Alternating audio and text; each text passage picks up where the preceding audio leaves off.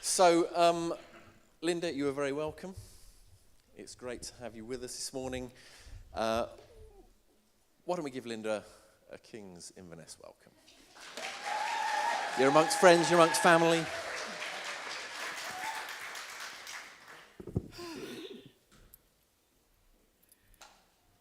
Am I on, Duncan, yeah? I am, yeah? Fantastic. Good morning, everyone. For those in the room that don't know who I am, I'm Linda, okay? If you didn't catch it there from Tim.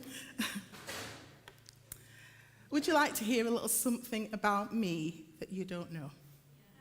Yeah? I'm a fan of the Marvel and DC films. My next question was, are there any fans in here? Yeah, there's fans. For those in the room that don't have a clue who the Marvel and DC films are, have you heard of Batman? Spider-Man? Thor? Iron Man? Batgirl? And Wonder Woman. You know, there are loads of superheroes, but my favourite of all of them is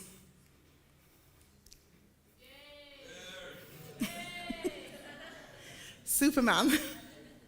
Why? Because he has these amazing, amazing powers. Did you know that Superman was able to move the sun? He was also able to hold a black hole in his hands. He was that strong, he was able to drag a whole galaxy. He had X-ray vision. He even had cold breath. I don't know if you're fans of Superman, but when he stood like this and there was a fire, he was able to go and put out the fires. I mean, how cool is that? He could fly at the speed of light, and he also had supersonic hearing. And he had superhuman strength. Don't you think that's pretty cool? Yeah? So did Superman have any weaknesses? Anyone want to go for it? Kryptonite, yes. So what was kryptonite? Kryptonite was a crystal from his homeland, and the longer that he was exposed to this kryptonite, it was green, yeah, the weaker he would get, even to the point of death. So if he stayed around kryptonite, he would die. So you might be sitting here wondering this morning, where's Linda going with this? Is she going to do a preach? Is there a book in the Bible called First Superman? But we all know that Superman is a fictional character. But this morning, I would like to share with you about a character in the Bible who also was a powerful, powerful man with superhuman strength. He was the strongest man in the Bible who also had a weakness. And his name was Samson. The story of Samson for me is one of the stories in the Bible that when I was young, I used to love it. You can tell why. Because he was portrayed as a strong superhero with all this power who could do anything. And as a child, my imagination used to run really wild.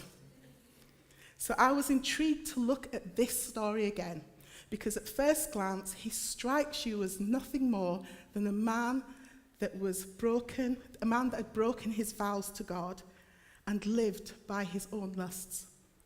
Some have drawn and made parallels of Samson's life to the life of Christ. But I have taken what I have seen and the lessons that I have learned, and I will be sharing with you them this morning. I've lived in this story of Samson for the last couple of months. And the story of Samson, when I first started to delve into it, I thought, God, I've not really heard a preach or a word on Samson before. And as I carried on reading, I thought, God, can I actually say kill, kill, kill, kill on a Sunday morning. But that story is littered with killing. So what can we learn from his story? So, firstly, as I began to read his story, I found that I could relate to him in some ways, and I was challenged in my faith and in lots of other ways. So what lessons can we learn from him? Firstly, Samson is listed in the Hall of Faith in Hebrews 11, alongside some of the well-known characters like Abraham, Noah, Rahab, and Joseph. We see that before Samson was born, Israel fled Egypt, and they were wandering about in the desert, and finally taken possession of the promised land. This time in Israel's history was quite unique, because they had no king, because they trusted God to lead them. The generation that had experienced God's provision in the desert had all died, and a new generation took over, and things went downhill pretty quickly. The nation of Israel started worshipping other gods and ignored what God had said. Foreign powers came in and they conquered them, and they freaked out. And this is where a cycle begins to form. Not long after God rescues Israel, they return to worshipping other gods. And so we see the cycle continues. Israel disobeys, they get invaded, they freak out. God raises up judges like Gideon and Deborah. This is where the story of Samson picks up. God hears Israel's cries again, and he raises up Samson as a judge who would lead them to victory and point them back to God. Does any parts of what I've just been talking about, does it sound familiar? If we look at our own lives, are there any areas that you keep repeating cycles? I want to just drop that question there.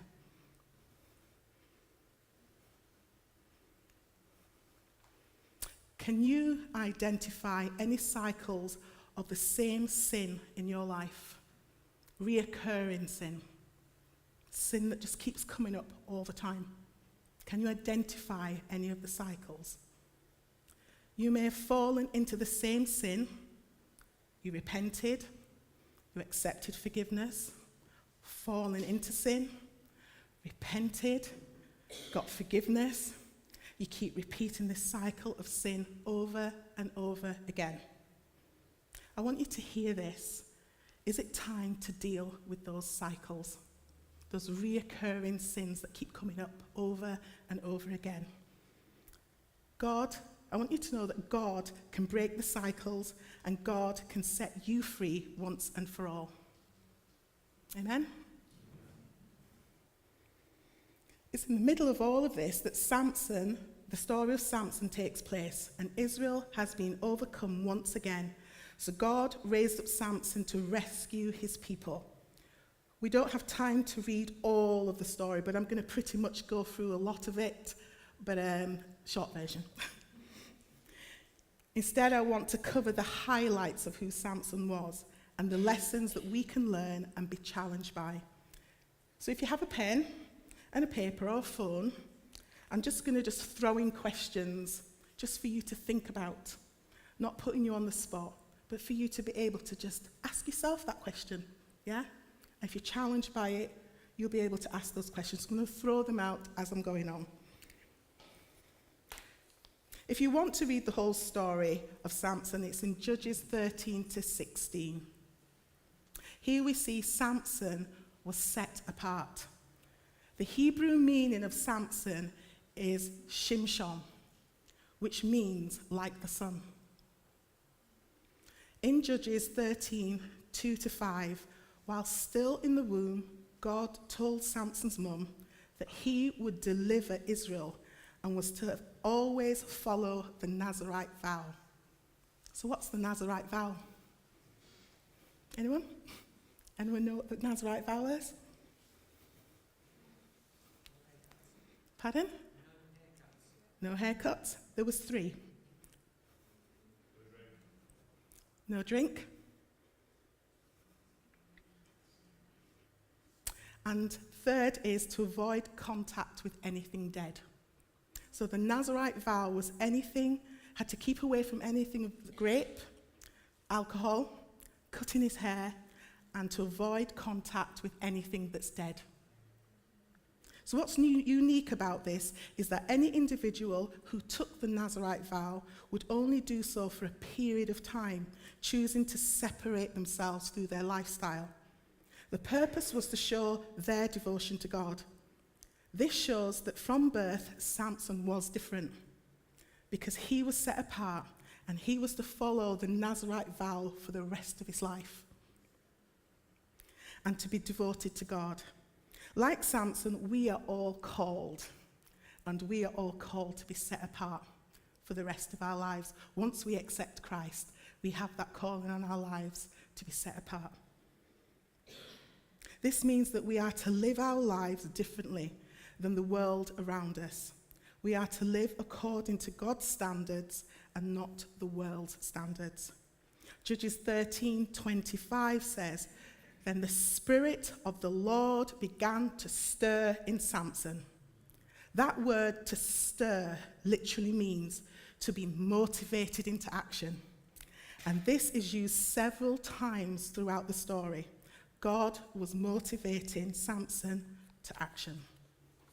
Perhaps like me as a kid in Sunday school, you were probably taught that Samson's power came from his hair.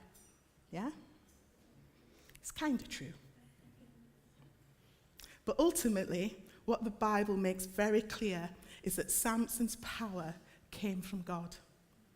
It was God that strengthened Samson, and it was God that was motivating Samson to action. But there's a problem. Samson had another motivating factor in his life, and it was a lust for women. His eyes. Samson was a man who was a slave to his desires. The first big thing that happened in the story, Samson goes into the Philistine town, into enemy territory, where he spots a woman, and he finds her pretty gorgeous. She's attractive. He goes home, and then he demands his parents to get her for him. There was an issue here because Israel was commanded to not marry outside of the nation. Samson was born to rescue Israel from the Philistines. His parents, knowing that, urged him and said, "Can't you pick a wife from your own tribe?" It's here where Samson, I believe, reveals his weaknesses, because he responds with this: "Get her for me, for she is right in my eyes." That's not the last time that we see this phrase throughout the whole story. It actually becomes his life motto. She is right in my eyes. It is right in my eyes. He does what is right in his eyes. But ironically, this mindset is exactly what got Israel into trouble. Israel did what was right in their own eyes, and Samson was no better. Samson, first of all, refuses to listen to his parents. They were advising him to take a wife from his own tribe, but he went ahead and became unequally yoked with a Philistine woman.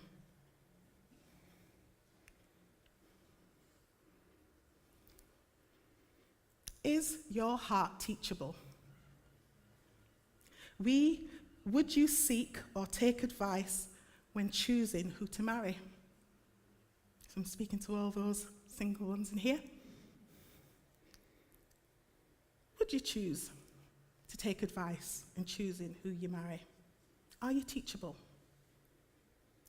Are we all teachable in other areas of our lives? Do we seek or take advice from our elders,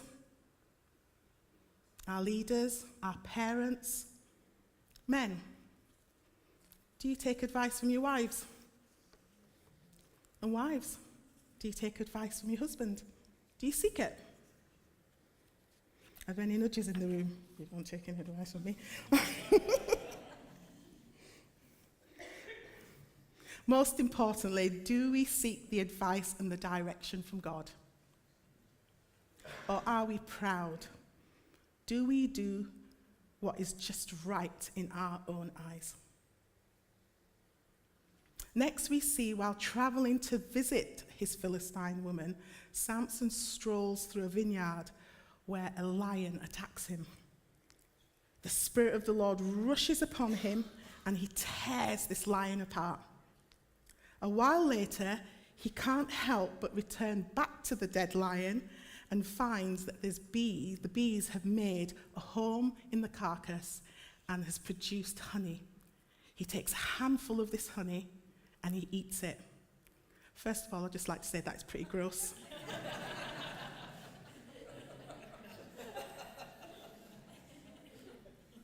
But there's a bigger issue here. Remember his Nazirite vow. He's already broken 2 of the rules just in that one move. He went through the vineyard. He could have gone around it, but he chose to go through it. He kills the lion, but he returns back to the dead carcass. He's supposed to avoid grapes and dead things. He walks through the vineyard full of grapes rather than go around the vineyard. He goes through it. Samson is supposed to be different. He's supposed to be set apart. But rather than follow God, he does again what is right in his own eyes. What struck me was that he didn't have much respect for his vows. Samson was a judge. He was a leader who was a slave to his sin. He had a problem with lust. I was reminded of the verse in Genesis 4, verse 7. It says, sin is crouching at the door. Its desire is for you, but you must master it. Let none of us think we cannot get entangled in sin. Speaking to Diana this morning, I was sharing that verse. And as I was sharing it, I realized when it says sin is crouching. Do you know, sin doesn't usually announce itself going, here I am. Yeah, it says here sin is hiding. It's crouching. It's not making it obvious. Yeah? Sin is crouching at the door. Its desire is for you, but you must master it. Let none of us think we cannot get entangled in sin. The word says we are to hide the words of the Bible in our hearts so that when sin does come, we will know how to handle it and be strengthened not to sin against God. The problem here is Samson knew he was right. He knew what was right, but he went against it, doing again what was right in his own eyes.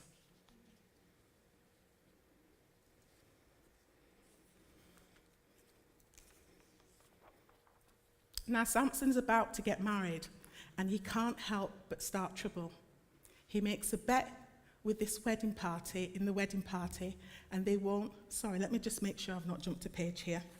I feel like I'm jumping a wee bit fast here. Let me just double check. Give you some time to think.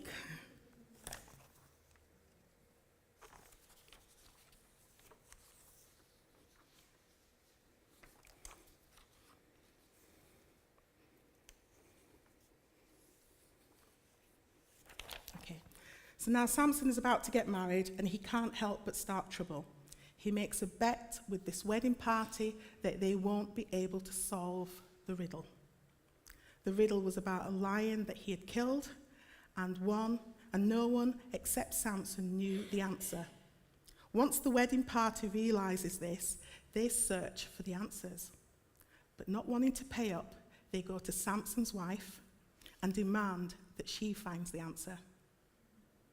She goes and she begs Samson for the answer. Samson, having little self-control, eventually tells his wife the answer, and she turns around and tells the wedding party. They give the correct answer to Samson, and then he is forced to pay up. Samson then goes and he kills 30 men, takes their possessions, and then he gives it to those who he told the riddle to. We see numerous times throughout this story where Samson reacts, having little self-control. On other occasions, when he goes to see his wife and she is given to another man, Samson loses it completely and he catches 300 foxes, ties their tails together, and then he sets them on fire, releasing them into the Philistine grain field and vineyards, and he burns it to the ground. I mean, who really does that? You know, that's kind of like wild. Over and over again, we see Samson acting and doing what is right in his own eyes. His choices and his decisions, some of them bear consequences. The Philistines are fizzing, understandably, as their livelihood was just destroyed. They look for a way to retaliate. They go to Samson's wife and the father's house, and they burn the house down to the ground with them inside. But they aren't done. They decide to go to war with Israel because of what Samson had done. So here we see Samson doing things that are right in his own eyes. He's also practicing little self-control, and his choices that he'd made bared consequences. I think it's important to say at this point, all the way through the story of Samson, despite his mistakes, God is still moving and God is still working through him. It's amazing to see as we go through the story that God wasn't directing Samson to make all of these mistakes. Rather, he was using Samson despite his mistakes. God is still using Samson to fulfill his promise and his purposes. As Christians, none of us are perfect, and we will sin and make mistakes, but God, in his love for us, doesn't write us off. He encourages us to get back up and to continue to live the right way. So now Samson is now captured by his own people and being delivered to the very people he's supposed to defeat. The Philistines arrive with 1,000 men to overpower Samson. Could you imagine that? 1 against 1,000. Again, the Bible says the Spirit of God rushed upon Samson, telling us that what was about to happen wasn't by Samson's strength, but by God's. Samson goes berserk. He breaks his chains, and he picks up the jawbone of a donkey, and he kills everyone. He kills 1,000 people. Do you know, I've lived this story in my head, and I'm kind of, you know, the Bible in some parts it says it's the jawbone of an ass. He picks it up and it's in a kind of a ravine. Could you imagine ploughing down, killing 1,000 men just over and over again? That had to be the strength of God. Yeah? We see that Samson has continually broken the first 2 vows, but he still hasn't broken the last one, his hair. He still has his strength. He then meets Delilah. In Judges 16, verse 6 to 22, we all know what happens after he meets Delilah. Delilah entices Samson and finally gets out of him the truth behind his strength. He is a slave to his lust and his desires. So he keeps going back to the same trap over and over again. Do you remember I said sin is crouching at the door? Its desire is to master you. Here we see Samson keeps going back over and over again, knowing full well what is going to happen. But I believe he was confident in his own strength, that if something happened, he believed he could get himself out of that situation. He falls asleep with her. She calls the Philistines in, and they shave his head. He wakes up, and he tries to break free. But this time, God has left him, and he has no power. Up to this point, Samson had broken every rule but one, and he had not cut his hair, which was a sign of a covenant, a promise between him and God. Do you know, when I was younger, I did really believe that the power was in his hair. But reading the story and studying it a little bit, I realised that his hair was a covenant, a promise from God to him. That as long as he obeyed, as long as he continued to fulfill what God's calling on his life, that God would always make him physically strong. It was a covenant that was made. There are times when we will follow our own desires and do what is right in our eyes. And in doing so, there may be consequences. It's interesting, at the beginning, it started with Samson doing what was right in his own eyes. And then towards the end, it was his eyes that they gouged out.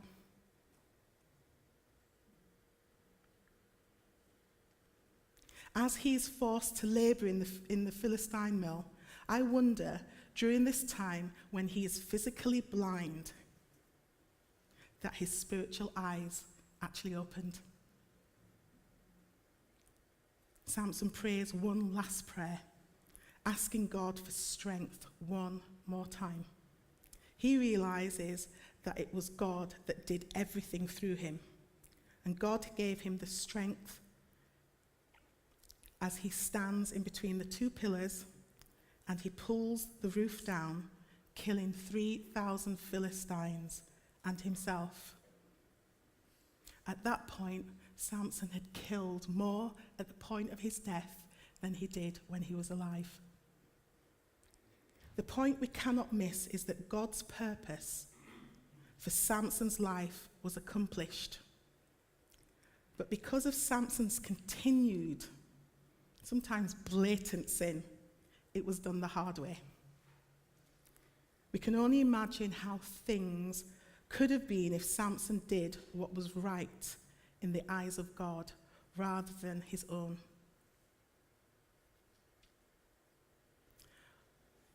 Most of the time, we are more concerned with our own desires rather than God's desires.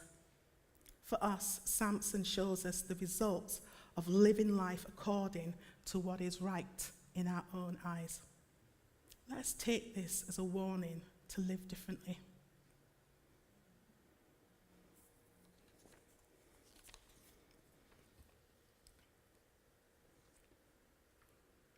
Perhaps the greatest lesson we learn is that God would rather forgive than judge.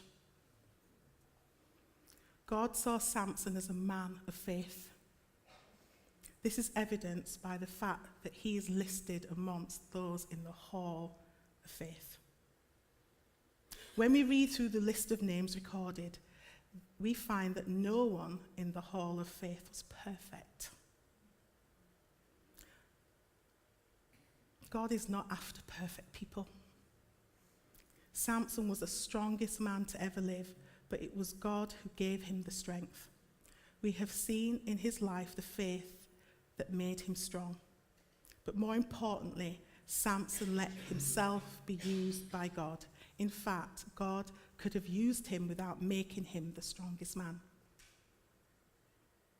I believe God is willing to meet us right where we are, right now, and to take us where he wants us to be.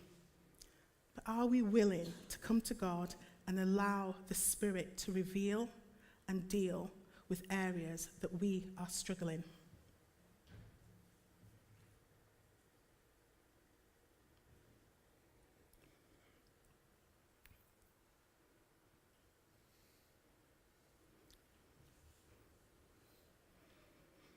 Do you have a tendency to do what is right in your own eyes? Are there areas where you are struggling and you keep repeating that cycle of sin? God uses those who are weak. He uses those that are imperfect. Have you disqualified yourself? Have you made mistakes in your past of where we are here now that you feel that because of that mistake you're disqualified? Have you made some choices in your past and because because of those choices, they've sometimes left consequences. Are you here now thinking, I'm disqualified, God can't use me because of what I did here, or the mistake that I made here, or the sin that I did here? Maybe you are feeling you are not good enough, or God cannot use you because of these past mistakes. I want to tell you it's a lie. It's an absolute lie.